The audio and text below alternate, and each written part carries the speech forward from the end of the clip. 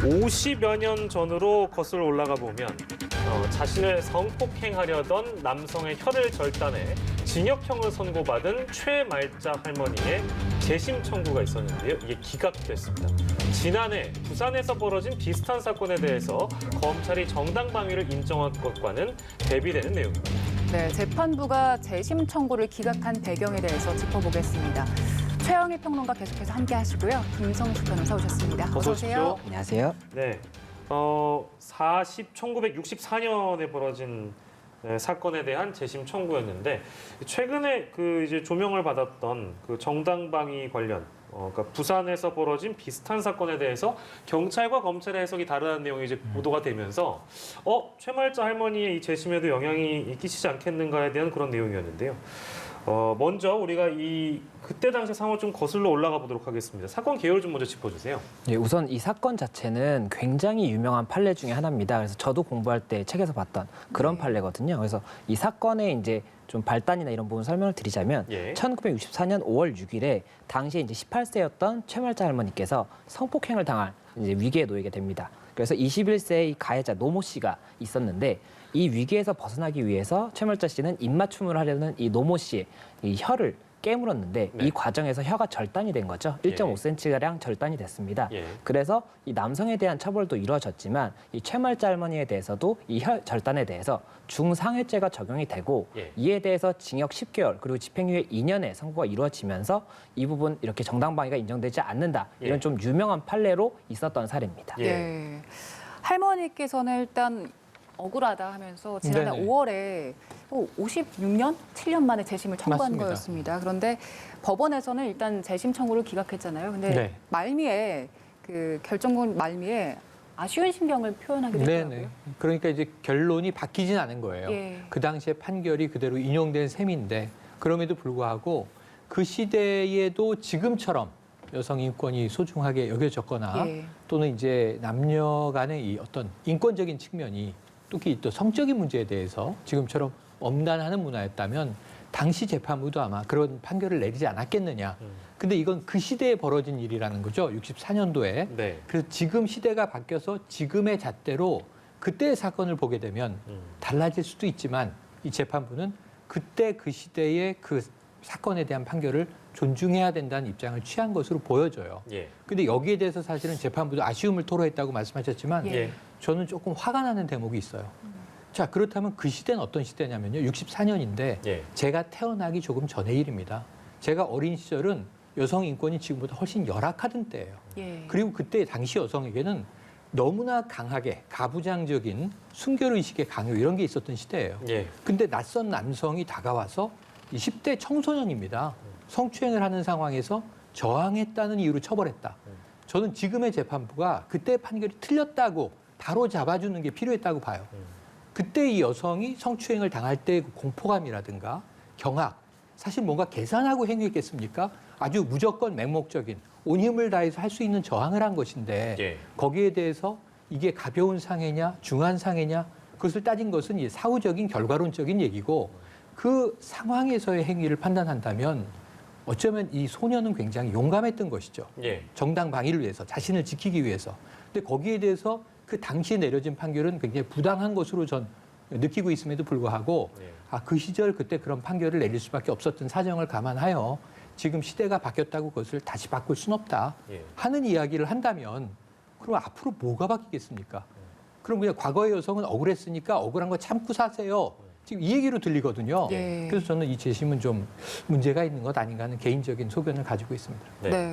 일단 재심이 이루어질 때 지금 앞선 그 당시 재판부의 판결이 잘못된다는 것을 이번 재판부가 밝혀줬어야 됐다 이런 말씀을 주셨는데 재심에서 판결이 바뀔 수 있는 가능성에 대해서는 어떻게 보고 계십니까? 그러니까 이번 사례 같은 경우에는 사실 재심 사건이 시작되지가 않고 재심을 시작할지 여부를 판단했는데 시작하는 것이 부당하다라고 판단을 한 것입니다. 시작 자체가. 그러니까는 이게 재심 같은 경우에는 보통의 형사소송은 1심, 2심, 3심이 있고 이제 3심에서 끝이 나지 않습니까? 근데 재심은 이렇게 3심까지 끝이 난 사건을 예. 새로운 증거가 발견이 됐다든지 해서 이 부분 판결이 부당하다라는 걸 증명할 수 있을 때 그때 이제 할 수 있는 것이다 보니까 예. 이 재심 개시 자체에 대해서도 법원에서 결정을 한 차례 하게 돼요.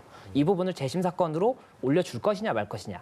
그런데 이번 같은 경우에는 재심 사건으로 올려줄 만한 요건이 법적 요건이 충족됐느냐를 보는 것인데 예, 예. 이게 형사소송법 420조의 이 개시 결정에 대한 이유가 명시가 돼 있습니다. 근데 이 명시돼 있는 이유 중에는 이 부분 관련해서 기존에 받았던 처벌이 무죄가 될 만한 새로운 증거가 있다든지 예. 아니면은 지금 중상해죄였는데 뭐 상해죄라든지 이게 조금 더 감경될 그런 사유라도 있어야지만이 개시를 할 수가 있는 부분인데 예. 지금 재판부에서는 이런 새로운 증거가 없다라고 판단을 했던 것이거든요. 예. 이 최말자 할머니 측에서는 이 부분 관련해서 검찰에서의 뭐 강압적인 수사가 있었고 법원에서도 진행과 관련해서 부당한 부분이 있었다. 이런 부분들이 새로운 증거가 될 수 있다라고 주장을 했었는데 예, 예. 결국 법원에서는 이런 부분들을 받아들여주지 않았기 때문에 개시 자체가 어렵다라고 했던 것이 있고 그리고 평론가님께서 말씀을 하신 것처럼 결국에는 이런 기준이 달라졌다든지 지금에 와서는 부당한 판결이었다라고 한다면 재심을 할 수 있는 다른 사유도 인정이 돼야 되는데 예. 지금 법령 자체가 이렇게 돼 있다 보니까는 재판부에서도 그런 부분에 대해서 안타까움을 좀 금할 수 없다 이렇게 이야기를 한 것이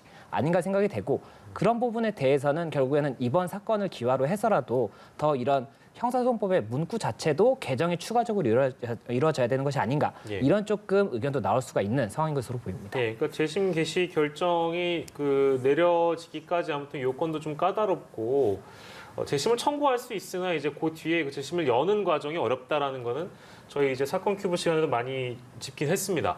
근데요, 제가 처음에 그 부산에서 있었던 얘기 잠시 짚어드렸는데 과잉방이냐 정당방이냐라는 그 어떤 해석에 있어서 경찰은 과잉방이라는 의견을 냈습니다만 검찰에서 정당방이라는 얘기를 해줬잖아요. 결정을 내려줬잖아요. 이제 그렇기 때문에 이번 어떤 그 영향이 있지 않을까 싶은데 법리가 해석 자체 좀 너무 다른 것 같아서 저도 최영일 평론가 말씀처럼 물론 재판부의 판단을 존중하되 이거 너무 시대착오적인 결정 아닌가 이런 생각이 들거든요. 그 부분에 대해서 어떤 말씀 좀 주시겠어요?